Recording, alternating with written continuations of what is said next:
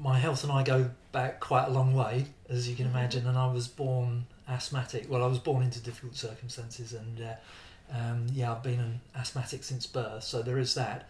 But perhaps more excitingly than that, I crashed on a toboggan when I was 16 and ruptured my spleen, and had to have that removed. And although not so much was known about it at the time, actually spleens are rather useful in terms of helping to produce red blood cells.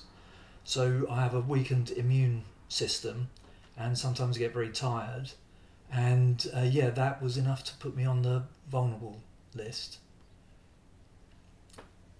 We were quite alarmed to start with, because we were obviously aware that with James being a police officer, he would be out in the public, whatever precautions that we took.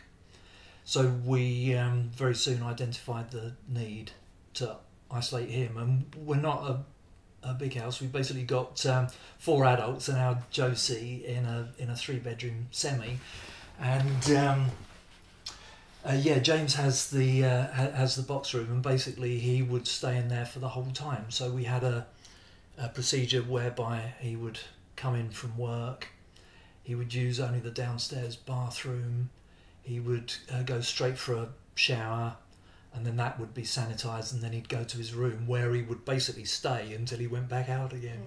Yeah, it was just very unnatural, and Josie and James in particular are very close, so she found it very difficult, as did he. They just found it really difficult not to just hug each other, and it's difficult not to be sort of paranoid when James would come in about sort of spraying everything and making sure his clothes were washed separately. So there were lots of very unnatural things.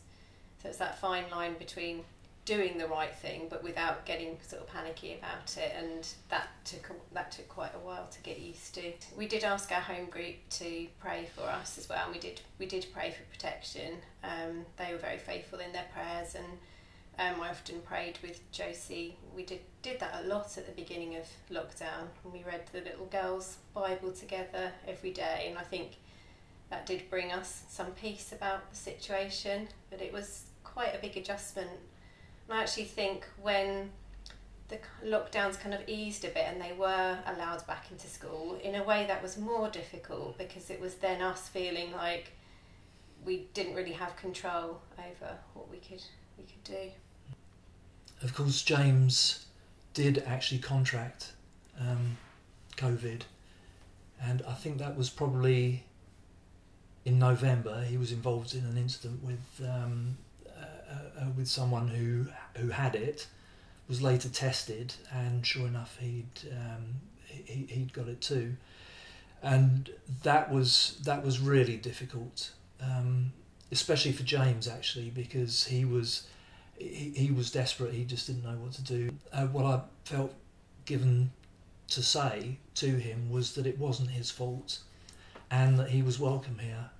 He's our family. If it happens to one, it happens to us all. So we just kind of hunkered down really and got on with it. And 10 days later, he came and had a much needed shower. We're close as a family. You know, the way we've come together, and there's different personalities and different relationships, and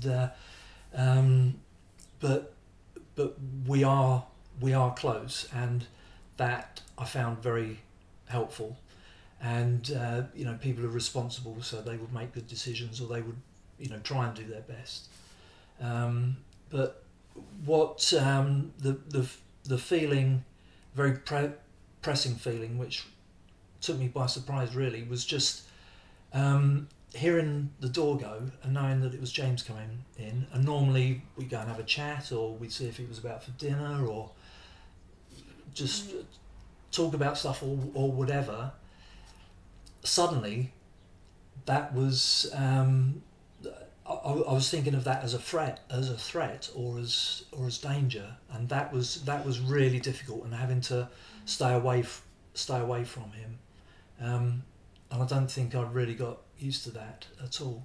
It's only recently that we've both had both jabs, as has James. I think Jess has now. She's had one. She's had one, yeah. So, you know, we are feeling somewhat safer, and he is more integrated with the family, and that's, yeah, we've been very glad that could happen, because it was hard.